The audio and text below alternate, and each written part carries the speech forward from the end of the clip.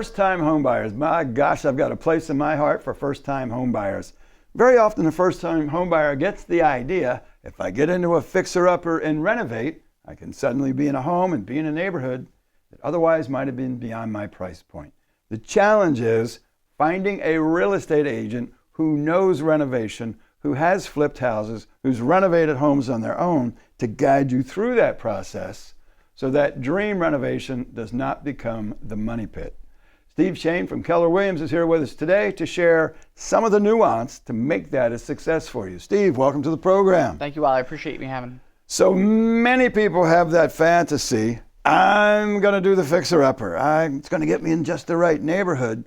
What in your background has so well prepared you to guide that first-time homebuyer through their own fixer-upper renovation? Well, because my first home that I purchased was a fixer-upper. And I've made all the mistakes that you could possibly make. So I've had the opportunity to watch those gaps, to know what to look for. And then beyond that, I've had the opportunity to do some flips and investments as well, knowing how to get a home at the right price so it makes sense that you actually build that equity and you're not overspending with your rehab and things like that. Because you can get into the illusion that, oh, I can put all this money in, but then you've actually overspent for the neighborhood, and you never want to do that. I've dealt with a lot of what I describe as fantasy flippers. Mm-hmm. I'm going to buy this cheap. I'm going to do this renovation. I'm going to make a ton of money. I've watched flipper after flipper after flipper after the fact underestimate the time involved and the cost. Yes. How are you helping them to be sure that that after repaired value matches and works well with the expected cost of the renovation? The nature of our market right now, end of 2019, is if you're going to find a undervalued home, you either find it from an investor who their job is to go find those, or we find a really ugly home on the MLS. Sadly, the homes on the ugly on the MLS, they don't have as much spread as you'd find from a wholesale investor. And if we're talking about a homeowner buying a house to flip to live in, that's a different conversation to flip to invest. To invest. Yeah. If you're going to flip to invest, find a wholesaler and try to get some homes that are at 50 to 60% of market value.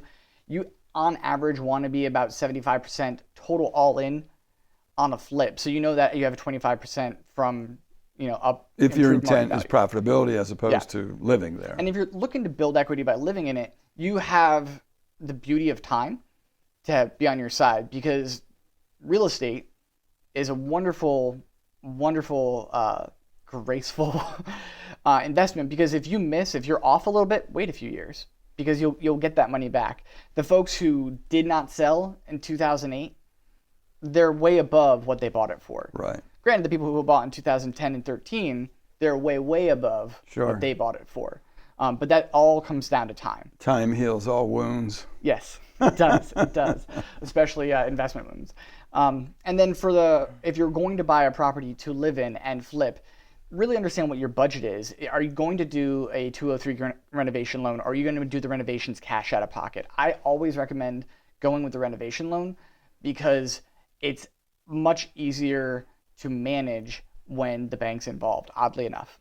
Yeah, and it's nice to hoard cash. Yes. You mentioned sometimes the right idea is to find a wholesaler. I know lots and lots of wholesalers. I know you know lots and lots of wholesalers.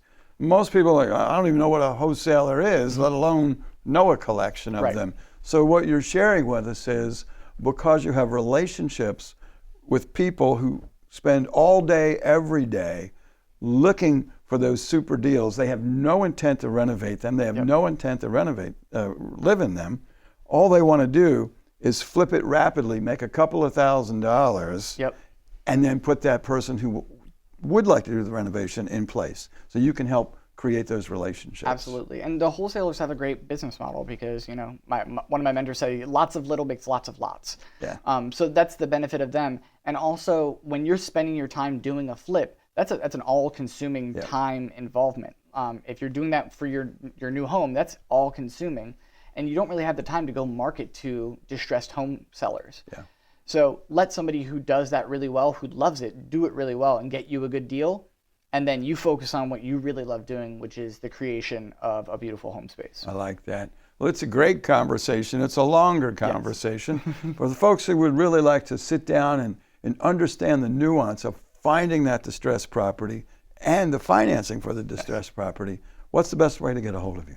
The best way to get a hold of me is just go to my website, steveshane.com.